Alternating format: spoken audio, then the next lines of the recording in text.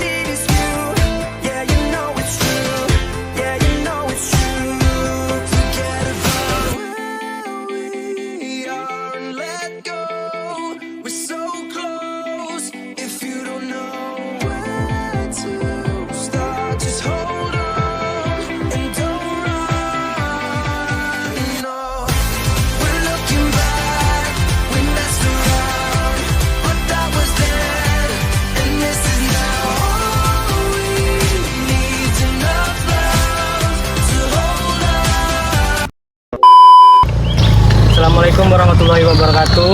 Jadi di sini kami akan mewawancarai hasil penelitian kami mengenai tentang touchscreen dan free touch ke mahasiswa Sistem Informasi Universitas Maluku Utara. Oke, sebelumnya perkenalkan nama dulu. Perkenalkan, nama saya Bika Aulia dari Prodi Sistem Informasi. Angkatan berapa? Angkatan dari tahun 2023. Saya Wahyu Jawardana dari Prodi Sistem Informasi Stambuk 2023.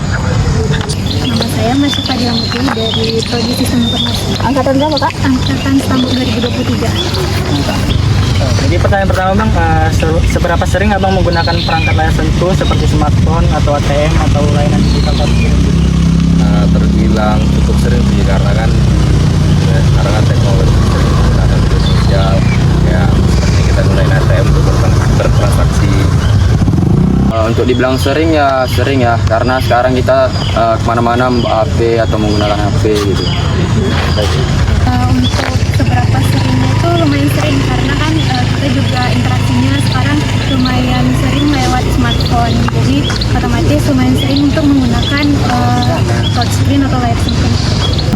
Yang kedua nih Bang, sama menggunakan layar sentuh, kendala apa aja yang paling sering kita mengalami? Mungkin untuk kendala cuaca kita di Sumawe kan panas, jadi berkeringat itu agak mungkin sedikit kesulitan sih cara basah. Ya paling terkendala di kalau misal main game atau apa, tangannya lagi basah atau apa guntingnya, jadi sering touchscreen aja gitu. Kalau kendala selain dari salah pencet atau layarnya itu error ketika tangan basah, itu kadang kan HP kita itu ada errornya ya, penuh memori ataupun LCD-nya rusak gitu. Jadi mungkin itu bakalan kayak layarnya itu mudah untuk geser-geser sendiri gitu. Selanjutnya Bang, menurut Abang tuh yang dimaksud dengan teknologi touchscreen atau layar sentuh itu gimana? Touchscreen itu kalau yang saya ketahui itu adalah layar yang bisa disentuh. Kalau touchscreen itu saya kurang paham ya, tapi kalau layar sentuh itu layar yang bisa disentuh secara responsif atau semacamnya lah. Nah, Menurut saya itu teknologi layar sentuh itu adalah layar yang bisa kita sentuh atau kita geser itu berubah tampilannya jika ada sentuhan. Nah, yang keempat nih Bang, menurut Abang, apa perbedaan sederhana antara capting touchscreen dan responsive touchscreen? Belum pernah dengar sih Bang. belum tahu sih. Kebetulan belum tahu, karena yang saya tahu juga cuma satu gitu layar sentuh. Jadi abang sebelumnya belum pernah tahu ya teknologi touchscreen itu memiliki jenis yaitu capacitive touchscreen dan resistive touchscreen. Oke, jadi saya jelaskan sedikit ya bang ya. Jadi sederhananya, capacitive touchscreen itu biasanya digunakan pada smartphone modern dan bekerja dengan mendeteksi perubahan kapasitansi atau listrik dari sentuhan jari. Sedangkan resistive touchscreen bekerja berdasarkan tekanan pada permukaan layarnya. Baik bang, pertanyaan keempat, setelah kami menjelaskan, menurut abang apa perbedaan sederhana antara capacitive touchscreen dan resistive touchscreen? Ya, perbedaannya mungkin di secara responsif ketika disentuh ya. Mungkin dari salah satu itu satunya sangat responsif itu ketika disentuh. Yang satu tidak. Oke bang. Menurut saya mungkin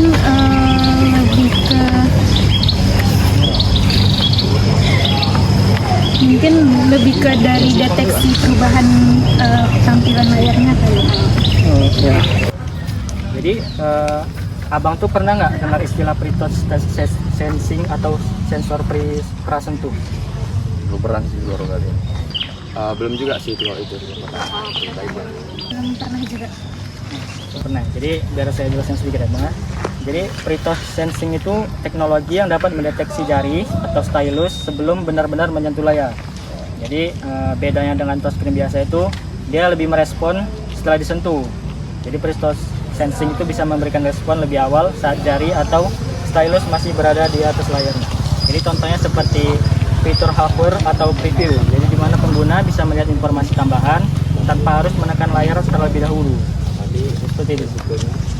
Ya, yang keenam bang, setelah mengetahui bahwa pre-touch sensing dan mendeteksi atau stylus sebelumnya menyentuh layar, menurut abang apakah teknologi ini bermanfaat? Menurut saya cukup bermanfaat karena bisa membantu melihat preview sebelum merekam sesuatu dan mengurangi salah sentuh dari pengguna. Menurut saya sih sangat bermanfaat ya, karena sebelum disentuh dia sudah bisa mendeteksi gitu, jadi nggak perlu disentuh-sentuh lagi. Tentunya bermanfaat karena kan kayak kendala tadi itu juga bisa terselesaikan dari pre-touch sensing, pre-touchnya gitu. Yang terakhirnya bang, menurut abang tuh teknologi layar sentuh kedepannya sebaiknya dikembangkan seperti apa? Seperti harapan abang kedepannya? Mungkin harapan saya kan nih banyak nih di Indonesia alamnya cukup bagus kan, terutama di laut. Kalau bisa tuh kayak handphone tuh bisa disentuh saat kita merekam video di dalam laut, mungkin di air gitu. Mungkin itu sih. Lebih apa ya bang? Lebih maju lagi ya? Maju lagi. Yang pertama mungkin ketika tangan basah atau berminyak ya, itu kan sering meleset atau apa, jadi mungkin lebih bisa lah untuk ketika tangan lagi basah atau apa tidak touchscreen atau segala macam lah. Jadi Mungkin lebih responsif, terutama juga ketika dalam keadaan basah atau terkena air gitu. Ya, makasih banyak bang untuk waktu dan apanya yang sudah membantu kami mengisi wawancara ini. Semoga jawaban abang bisa membantu penelitian kami ya bang. Bang, terima kasih atas waktu dan jawabannya. Semoga wawancara ini dan jawaban dari abang dapat membantu proses penyusunan laporan kami. Itu aja kak. Sekian wawancara kami. Bila ada kurang kami mohon maaf ya kak. Assalamualaikum warahmatullahi wabarakatuh.